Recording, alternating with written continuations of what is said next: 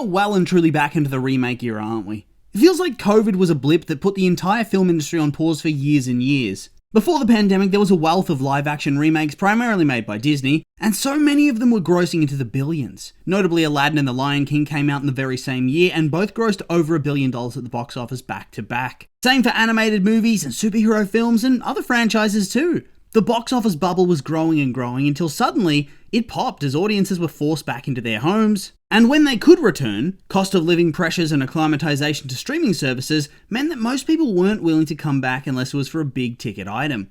Even then, people weren't sure. For a lot of studios, it's become clear that what the wider audience in this day and age wants more than anything is a big dose of nostalgia. Sequels and reboots are all the rage and are raking in the big bucks. Look at the box office charts this year. The top 3 are a sequel to a popular Chinese animated film, which is now the highest grossing animated movie ever made. The Minecraft movie, which, whilst not an existing film franchise, was a film based on a popular IP that has a lot of nostalgia factor for its audience. And then in third is the Lilo Stitch remake that came out a couple of weeks ago and took the box office by storm, which in turn is pushing closer and closer to $1 billion. Will it hit that target? Who knows, but it's going to come close if not. Either way, here we are once again with a fresh remake. This time it's not even Disney, it's DreamWorks with How to Train Your Dragon, which is probably their flagship franchise of the 2010s, and well and truly saved them from going under when they were releasing a lot of films that were underperforming at the box office. Against all odds, How to Train Your Dragon was able to capture widespread appeal and develop a very deep and passionate fandom spanning the almost decade-long run of releases from 2010 to 2019.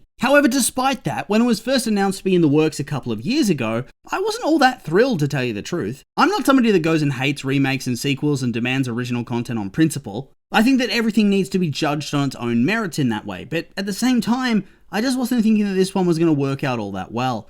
I think at that stage I was firmly in the camp of thinking that if they were going to be returning to this world in general, it should be in the context of a fourth film, and not in the form of a live-action remake. I just felt there was a lot more that you could explore, and I think I wanted them to walk back that ending of the third movie, which I didn't like at all. Beyond that though, Disney has been in the remake business for a very long time, and whilst a lot of them, especially in the 2010s, were actually well-made and fun films, by the 2020s this has become a much rarer thing. There's been a lot of garbage in the last 5 years, such as Pinocchio and Peter Pan and Wendy, F-tier slop you'd expect from some nobody film studio with no-name actors, not the biggest in the world. I know they're completely different companies with completely different creative teams, but I just felt that primal fear. Even remakes I've enjoyed recently, like Lilo and Stitch, made some baffling choices in the name of setting themselves apart from the original, i.e. Jumba the unredeemed villain, and the total lack of Captain Gantu as a character. I was worried that this would spread, as honestly you see that a lot in the industry these days. A writer has source material to work with,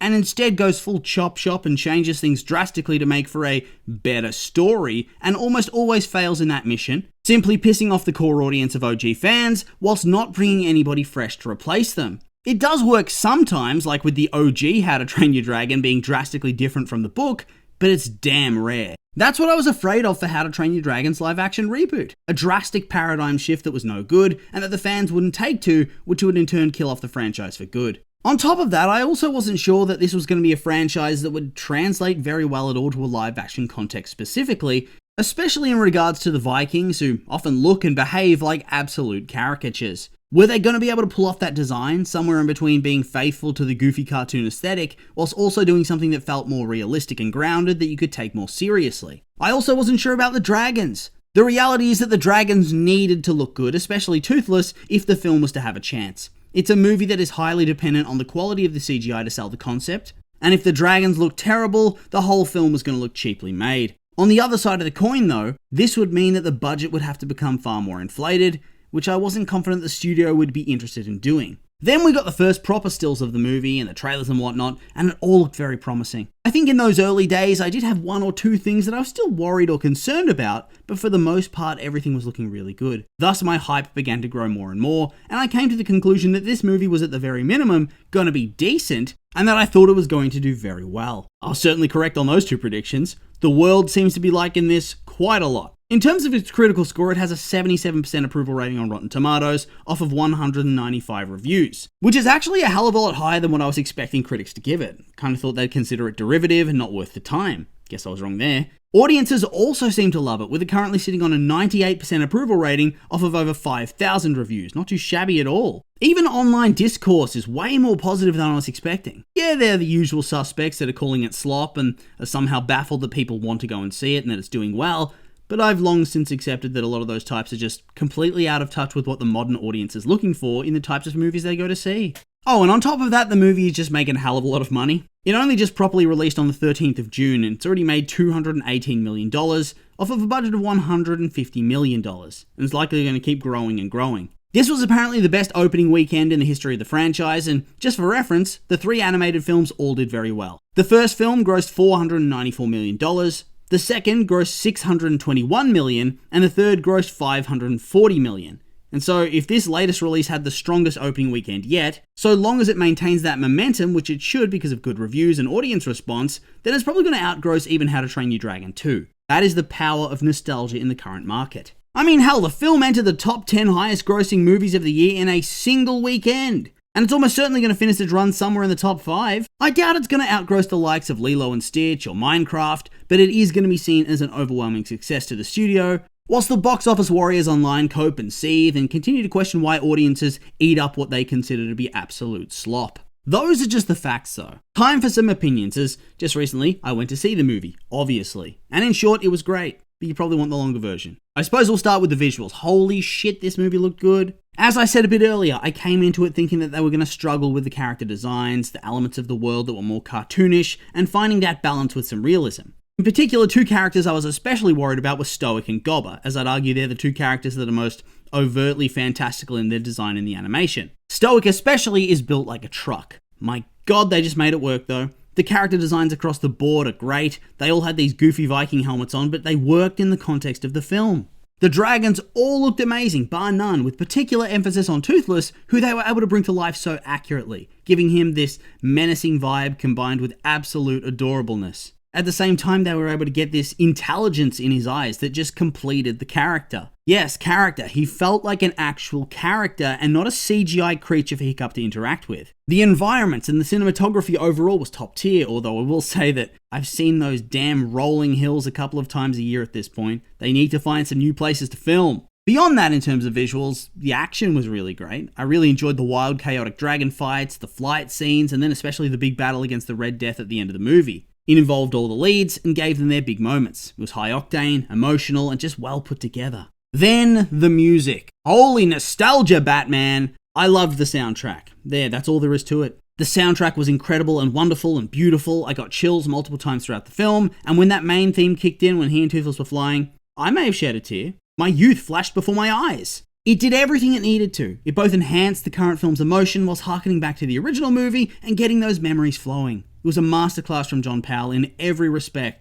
Oh, and I guess we can go here with sound effects too. It does kind of tie into the music a little bit. It's sound. Specifically, I want to talk about the dragon noises, just perfection, so animalistic and yet alien and filled with so much emotion. It's just crazy to me. I know I'm glazing the hell out of this film so far, but what can I do? The design choices, the costuming, the set, CGI, action, music, sound, all of it is absolutely incredible in every respect. Now I have to talk about the casting and the acting. I know there were people at first glance that dismissed a lot of the casting choices, especially complaining about woke and diverse casting, like that kind of thing should even matter for a fantasy film where real dragons exist as a key part of the story. Hell, to offset those critiques, they even gave a little bit of an explanation about how the Vikings have conquered and raided all over the world, hence why they have that diversity. It's a bit icky when you actually think about what that would mean, but I thought it was a clever way to address it briefly and then move on. When talking about the main casting, I felt that the majority of the actors fit their roles perfectly. I will admit I wasn't all that fond of Nick Frost's Gobber, because let's be honest, the OG is the GOAT. That being said, I'm not really sure it was a casting issue more than it was a writing decision I didn't agree with. Anyone who knows Nick Frost knows that he would be able to play a version of the more ridiculous Gobber that we see in the animated trilogy. I do think a full adaptation of that character probably wouldn't have worked in a more grounded universe that they were trying to establish here, but I think they pushed a little bit too hard in the opposite direction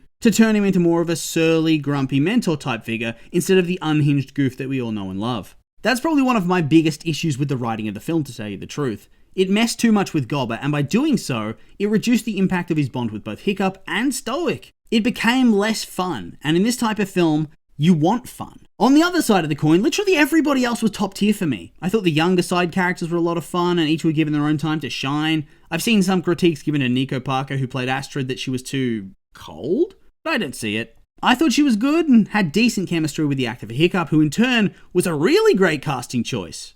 He managed to capture the essence of the character from the animation and he made it his own. He took phrases and mannerisms that really shouldn't have worked in a live action context and delivered them in a believable way. Then we have Gerard Butler, my goat, my king, my chief. Hell yeah, can't mess with perfection, and so they brought him back and he hits it out of the park. What else can you say? Which now leads us to the story. Usually this is the part where I'd give you a play-by-play of the actual movie and what went down in it, but to tell you the truth, there is no point. Legit, every single beat of this story is the same as the original. That's probably my second big critique outside of Gobber. When you make a remake, yes, you want nostalgia, and I hate when they take things away or change them drastically so it no longer resembles the original film or story. But I do not mind them adding to it. Adding more character moments and fleshing out backstories. That's a great way to give some more added flavor to the world that's being built within the movie. Here, it felt like they simply tacked on an extra 20 to 30 minutes of runtime, but the majority of that is showcasing action and combat as opposed to any of the other things we just discussed. And so it leaves a lot of potential narrative and character development on the table, so to speak. So when they make the sequel, which is apparently coming out in 2027, and fair enough given the audience and box office response, I hope they take that chance to add the extra flavour, especially now they're bringing in his mum to the mix, and they have a real chance to explore that whole mess. I always felt like they massively brushed over her just leaving him for his whole life, you know? Dude wasn't even a little bit mad. And so, yeah, the film was incredible and had a lot going for it. The technical elements are all excellent. I think the script just played it way too safe. Not nearly enough to ruin things though, and it's still one of my favourite movies of the year in terms of how much I enjoyed myself. Maybe a lot of that's coming down to nostalgia, but I don't care. I got what I wanted from the movie, and that's what matters most. And so with all that being said, these have just been my opinions, and now I'd like to hear yours. What do you think of the remake if you've seen it? Do you like it? Hate it? I'm curious for your thoughts, so make sure to like, comment, and subscribe, and let me know.